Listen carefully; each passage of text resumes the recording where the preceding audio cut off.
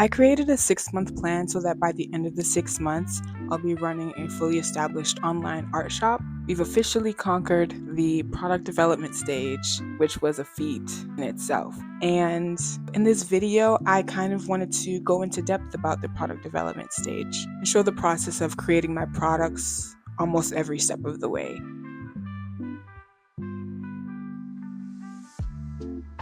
Hi, my name is Katia, and welcome back to Small Beginnings. When it comes to what the theme has been, I feel like Small Beginnings has been at the center of it all. How real growth starts with small, simple steps. And for me, that looks like learning by doing, being curious, and finding beauty in the process. I'm really drawn to this idea of wonder. I feel like having a sense of wonder helps your small beginnings flourish, and I feel like it keeps you excited about the process. Wonder is feeling awe and seeing beauty in like ordinary things. And I feel like a lot of my art is kind of like revealing what that looks like in a visual form. It's kind of like turning simple ideas or simple concept into surreal images and not showing what's actually happening, but showing what, you feel like is happening. What does it feel like and how does that look visually?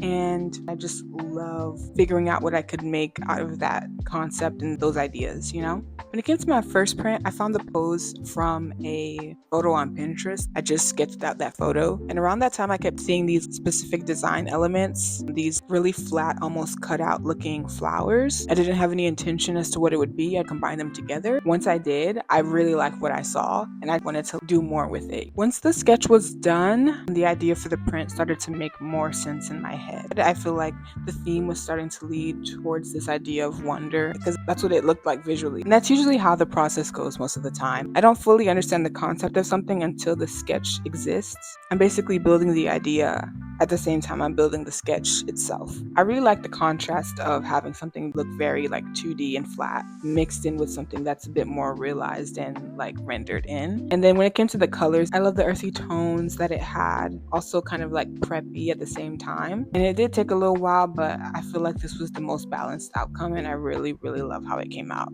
Even though it's different, I feel like my first and my second print are like two extreme versions of the kind of art that I make, and it almost feels weird releasing them together in one launch because they're so different, but we're experimenting and seeing what works. And I think this whole plan was meant to really challenge ourselves and see if this is something that we can actually do. Even if it's not perfect, I knew that I was capable of creating prints and releasing them out to the world. And I think that was really cool. I also feel like it's been a mini journey of what style of art I want to actually make.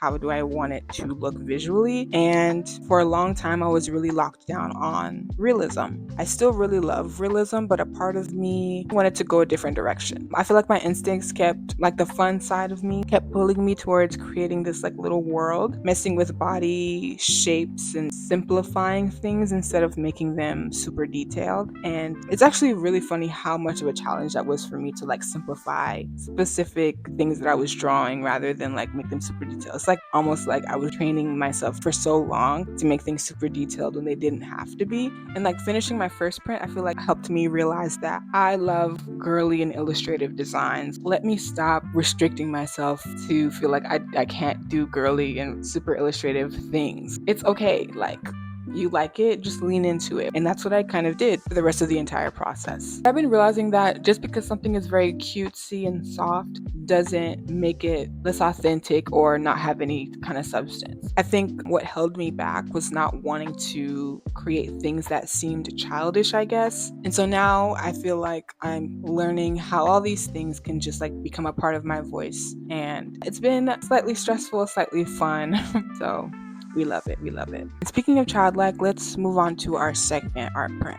So I've always liked this idea of people being very minuscule and small beside things that are meant to be smaller than they are. And I had this image in my head for a while of three girls surrounding a very huge flower, and they were kind of like taking care of it and nurturing it in some way. I didn't really know what I wanted the girls to be doing yet. I was just pretty much experimenting. I tried different movements, like maybe having one girl watering the plant, another girl doing cartwheels, and and another girl just running around or doing something like that. And I just ended up really attached to the one girl in the middle. So I used her as a base for the other girls.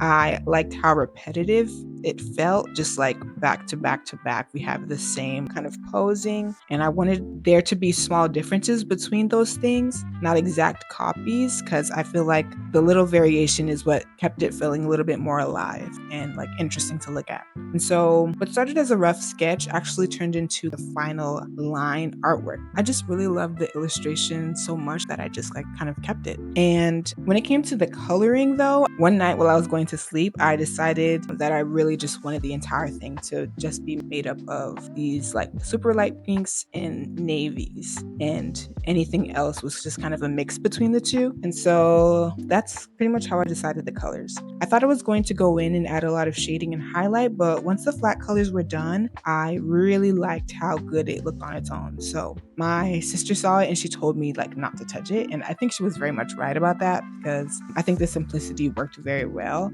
I realized sometimes there are points where like I can try to like overdo it, because you just feel like some things are supposed to be a bit more like complicated and have more going on than what needs to be going on. But I just love the clean look of it, and I'm genuinely very, very, very happy with it. And to me, just the entire piece just gave a child just running through a field of flowers, or a field with a very large flower, like a child would. It gives imagination, it gives like childlike wonder, it just gives those feelings, and that's why I just kind of wrote that quote at the top.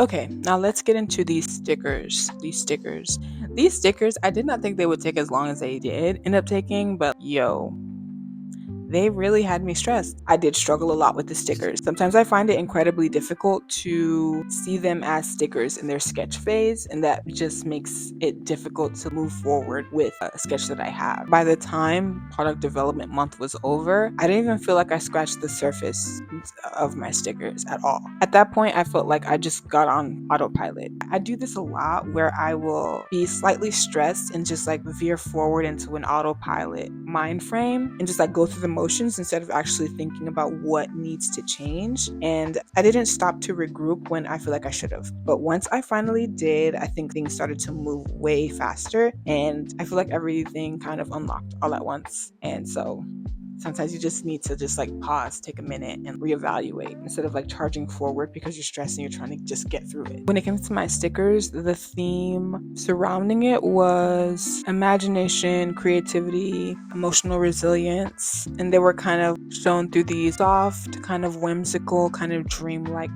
visuals. Like I said before, I usually start with a general vibe instead of a full plan. The jury is still out on whether that is like the best method for me yet, but yeah, I move with a general vibe, and the more sketches I make, the more clearer the process kind of starts to become. When I was looking at inspiration, I just kept seeing a lot of stickers that said proud this, proud that, and I just thought it'd be fun to like make a sticker that said that I was a proud member of the Arty Farty Club, which is very on brand for me, and I loved it, and so I just made it a sticker. It felt like a fun kind of like identity affirming kind of thing. It was like playful, confident, and lighthearted. It was cute and it felt like a statement, so I really liked that sticker a lot, and it was one of the simpler ones. Little did I know I had a storm coming for the others. When it came to this one, I kind of saw a reference for this pose that I thought was really cute. And so I kind of just made my own version of it and wanted the girl to be holding the star like very proudly. And I thought about it in different ways. Maybe she's receiving a gift, the star is representing that gift, or she's holding up some kind of idea of potential. And basically, whatever she's holding is meant to be seen as something valuable, something that can even represent a creative idea. And I really like the hair. It was just very cute to me, and I just was very obsessed with this one. Then we have this next sticker. This one I think was hands down my favorite sticker. I just love the visual of someone's head being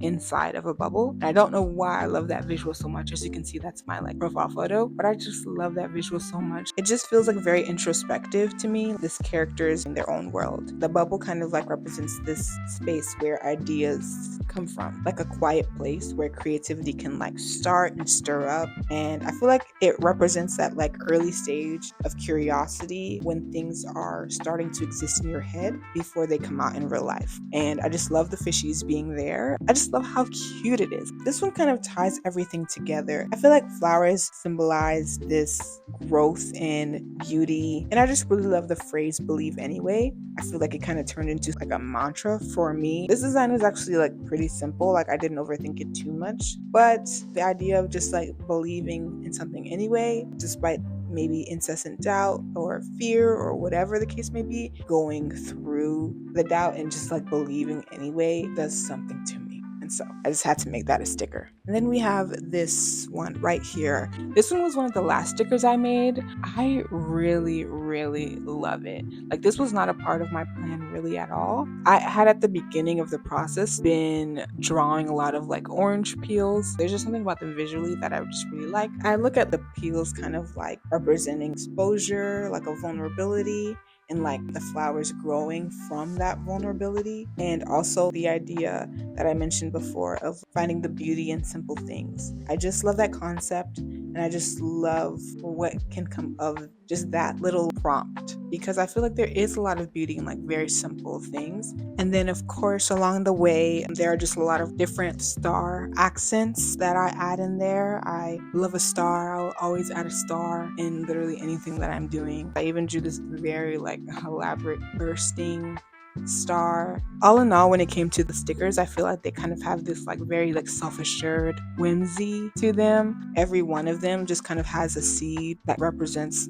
small beginnings. Each sticker kind of captures a piece of that process, like the curiosity that stirs new ideas and the courage to like reach for a possibility, and following where that inspiration leads, and the faith to keep believing that things are still growing. And so together I feel like they're a gentle reminder that even the smallest beginnings can lead to something very meaningful and beautiful. The sigh of relief I had when everything was done was just, I cannot describe how relieved I was. And like having the stickers and the prints in my hand actually felt so much more different than just seeing them on a screen, obviously. I feel like it made everything feel more real and more possible. I feel like they felt like me. They felt like where I am right now as an artist, and I think I'm proud of that. I like how thoughtful they are and how they all connect back to this idea of starting small. That was very fun to see, and we love it. Looking back, I feel like this process taught me a lot about how I work and how I can probably like improve in my art process. I also learned that softness is not weakness, cute isn't shallow,